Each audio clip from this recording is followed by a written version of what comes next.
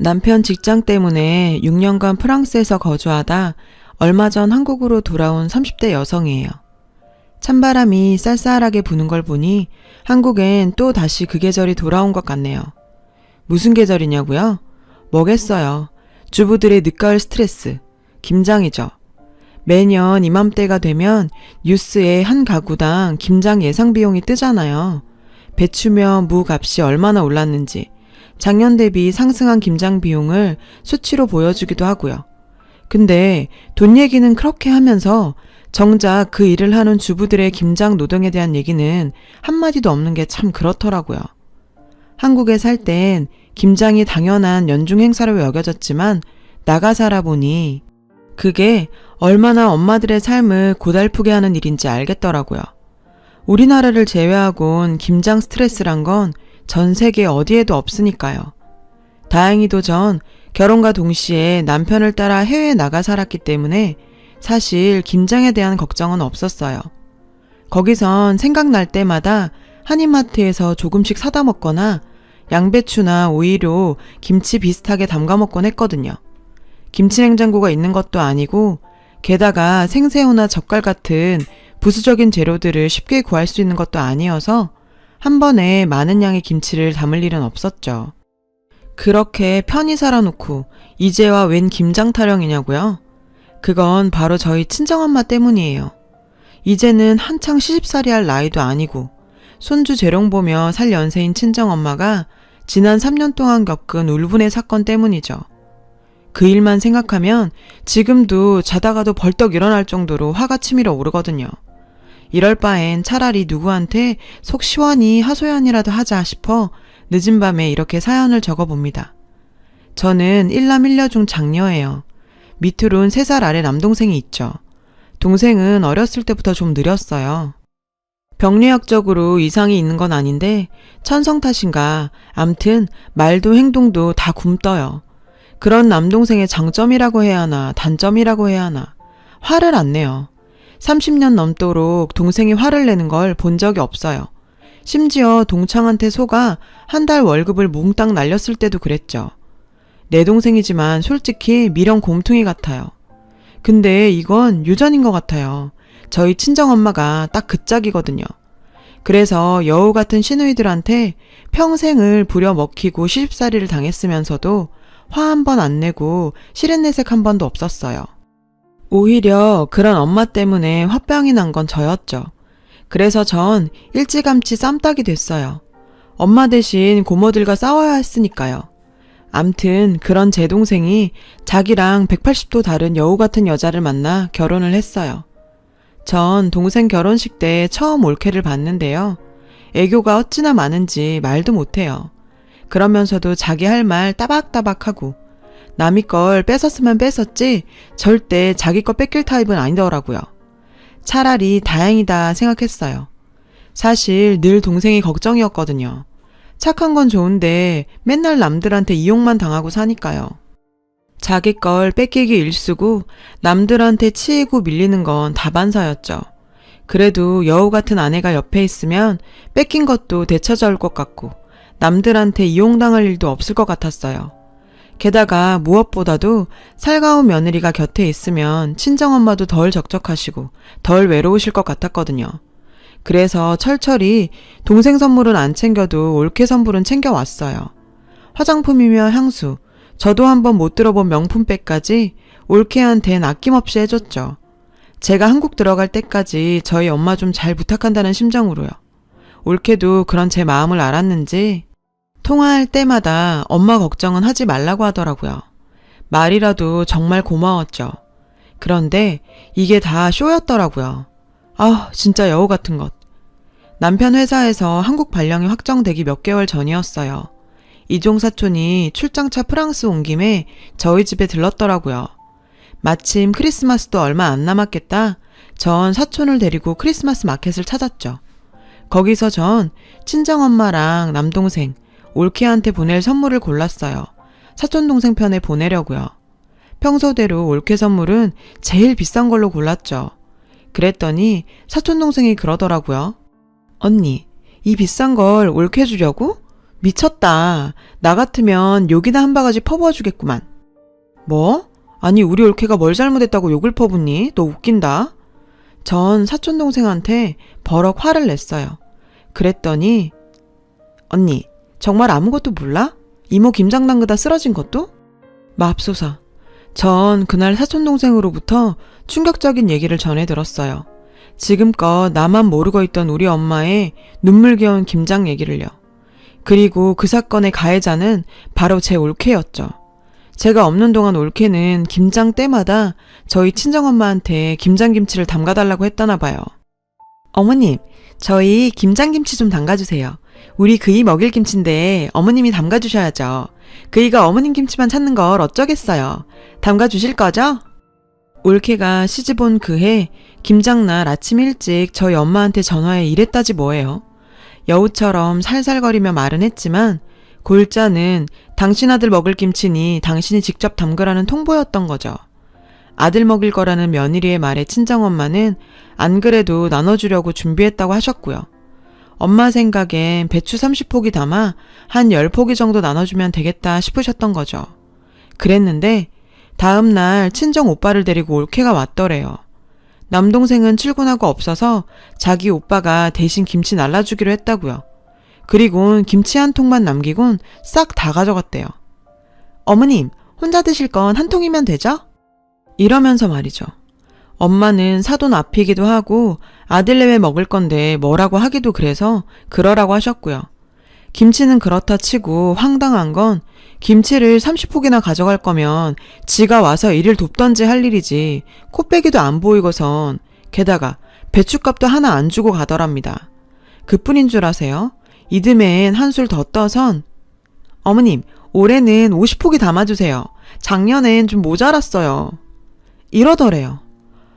근데 우리 엄만 또 그 말을 듣곤 배추를 50포기나 사다가 혼자서 이틀에 걸쳐 김치를 만들어줬다지 뭐예요. 이번에도 김장날 코빼기도 안 비치곤 다 담고 나니까 친정오빠 앞세우고 와선 김치통 하나 달랑 남기곤 또 다 가져갔대요. 10원짜리 한 장 안 주고서요. 적지 않은 연세에 이틀 내내 김장 담그느라 고생은 고생대로 하고 돈은 돈대로 쓴 엄마는 누구한테 말도 못하고 쏘가리하다 마침 김장김치 맛 좀 보려고 찾아온 둘째 이모한테 하소연을 하신 거죠. 사촌동생도 그때 이모한테 얘기를 전해 듣고 알게 된 거고요. 그리고 3년째, 그러니까 작년 김장 때 일이에요. 이번엔 배추 50포기랑 알타리 10단을 해달라 그러더래요. 그래서 힘도 들고 돈도 너무 든다고 배추값이라도 내라고 하셨대요. 나머진 엄마가 내신다고. 그랬더니 어머님 아들 먹일 김치값인데 왜 제가 돈을 내요? 그럼 저 그이 김치 안 먹일래요. 글쎄 이랬다지 뭐예요. 그래서 엄마가 그럼 돈은 됐으니 네가 와서 좀 도우라고 했더니 펄펄 뛰면서 어머님, 저 몸이 약해서 친정에서도 일할 땐 저 안 불러요. 그리고 청 그렇게 일손이 필요하시면 그이 보낼게요. 어차피 그이 입에 들어갈 김치잖아요. 안 그래요? 결국 엄마는 이번에도 혼자 그 많은 김치를 담그셨고요. 그러다 결국 쓰러지신 거죠.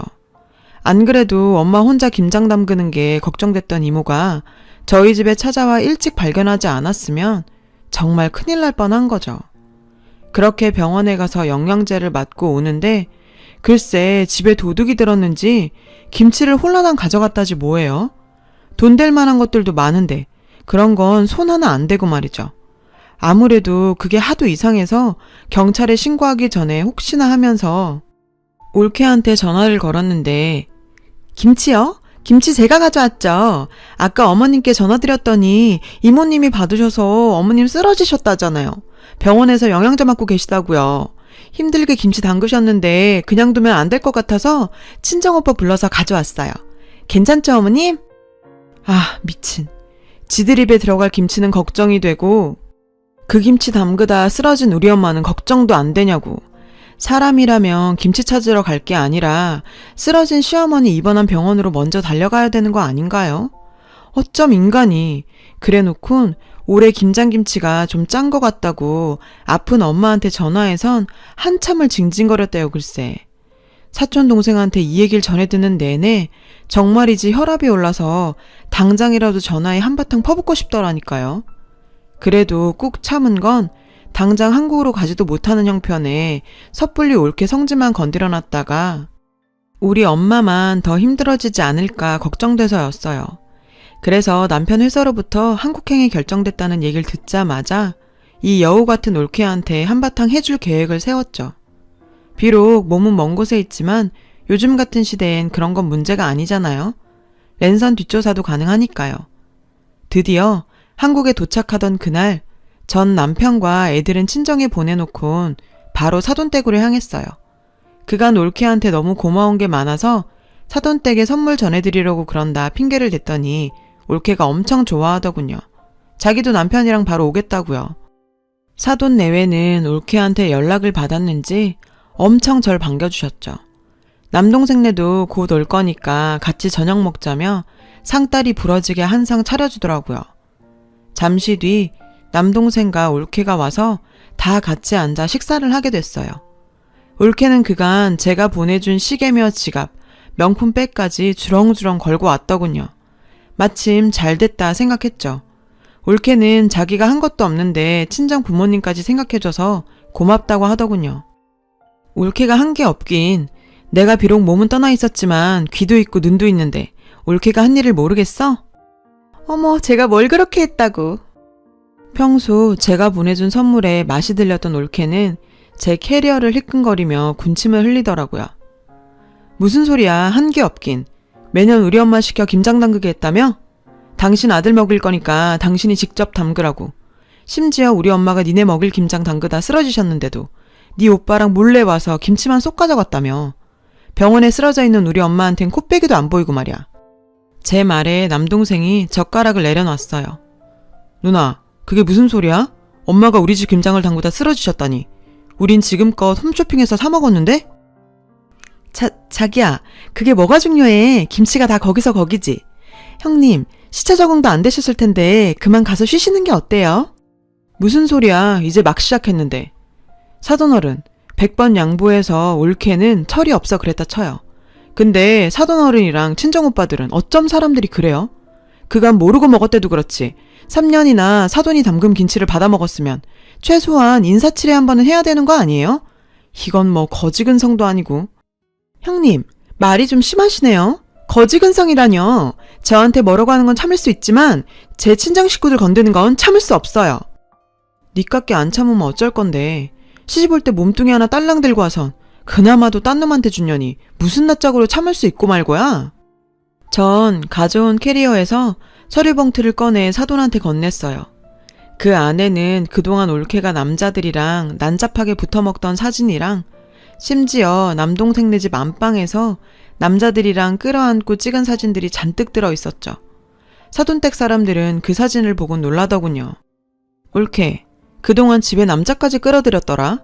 우리 쪽에서 해준 집에 내 동생 월급으로 산 침대 위에서 내가 보내준 실크 잠옷 입고 엄한 놈들이랑 뒹구니까 좋았니? 죄 뒷조사까지 했어요? 뭘 조사식이나.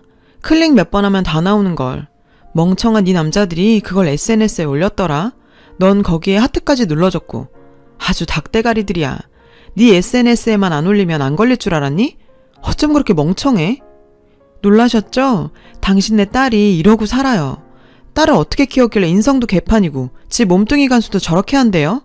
저런 걸레 같은 걸 우리 집에 보내놓고도 우리 엄마 김치가 목구멍으로 넘어가던가요? 양심 있어야지. 사돈한텐 할 말이 없네요. 다 저희 불찰입니다. 저희가 알았더라면 이 지경까지 만들진 않았을 텐데 죄송합니다. 사돈어른은 제게 고개를 숙이며 사과를 했어요. 이 정도에서 끝내고 싶어하는 것 같았죠. 하지만 그럴 순 없죠. 어머, 사돈어른, 지금 제 앞에서 쇼하세요? 대개딸 결혼 전부터 남자관계 물러난 거 알고 있었잖아요. 심지어 지 친구 남편이랑 불륜까지 저질러서 지 친구한테 위자료 물었던 거 알고 있었잖아요. 그뿐이에요? 결혼하고도 남자들 만나는 거 알았잖아요. 딸년이 상간남이랑 여행 가는 거 알면서 자기랑 가는 거라고 사위한테 거짓말해놓곤 몰랐다고요? 아니 장모님, 그럼 그때 집사람이랑 푸켓 간다던 거 거짓말이었어요? 사돈은 얼굴이 화끈 달아오르는지 얼굴도 못 들고 고개를 숙였어요. 남동생은 그 모습에 망연자실했죠. 올케 너 나한테 아까 그랬지? 친정 식구는 건들지 말라고. 근데 니네 친정 부모도 이 모양 이 꼴인데 내가 어떻게 말을 안 할 수가 있니? 네 부모가 딸 같은 사돈한테 이딴 욕 듣게 하고 싶지 않았으면 네가 그따위로 살지 말았어야지. 그런 일을 벌였을 때는 니네 부모 얼굴에 먹칠할 것쯤은 각오했어야 하는 거 아니니? 인생을 핫수구처럼 더럽게 사는 년이 더럽단 소리 듣기 싫다는 게 말이 돼? 상황이 이쯤 되자 올케도 더 어쩔 수 없었는지 발톱을 세우더군요. 그래요. 저 바람 좀 폈어요. 결혼할 때 몸뚱이 하나 들고 온 것도 맞고 시어머니 김치 친정에 퍼나른 것도 맞아요. 제가 아주 죽을 죄를 졌네요. 그러니까 제가 책임지고 그 집에서 나가드릴게요. 그럼 됐죠? 먹긴 놈이 성낸다고 웃긴다 얘. 근데 누가 널 순순히 내보내준다디? 올 땐 네 맘대로 왔을지 몰라도 갈 땐 네 맘대로는 안 되지. 넌 유책 배우자잖아. 너한테 이혼을 결정할 자격 따윈 없어. 네가 소송을 해도 기각이야 기각. 그것도 몰랐니? 바람 꽤나 피워본 애가? 너 왜 내 동생하고 결혼했어? 혹시 얘가 호구 같아 보여서 다루기 쉬울 것 같아 그런 거야? 어쩌냐? 그런 거라면 너 완전 똥 밟은 거야. 내 동생이 미련 곰팅인 건 맞는데 얘가 또 복수심이 그렇게 대단해. 몇 대 치고 끝나는 게 아니라 아주 지겹게 옆에 붙어선 상대 진을 다 빼고도 지 분이 안 풀려서 두고두고 복수하는 애야. 모르긴 해도 얘 너랑 이혼 안 해줄 거다. 너 죽을 때까지 옆에 끼고 피 마르게 할걸? 너 아주 지독한 똥 밟았어. 암튼 난 할 말 다 했으니까 가볼게. 그럼 안녕히 계세요 사돈어른. 전 들고 갔던 캐리어를 끌고 동생과 사돈댁을 나왔어요. 남동생은 제 예상대로 이혼은 하지 않겠다고 하더군요. 얼마 안 가 올케랑 사돈 내외가 찾아와 엄마한테 손이 발이 되게 빌며 이렇게는 못 사니까 이혼 좀 해달라고 했지만 남동생도 들은 척도 안 했어요. 결국 올케는 제 꾀에 제가 넘어간 셈이죠. 곰소굴에 예쁜 여우가 등장해서 활기를 찾으려나 했더니 정말 그냥 여우였네요. 성질이 파르르하지만 금방 터는 성격인 저는 지금부터 그냥 마음속에서 올케를 떠나보내려고 합니다.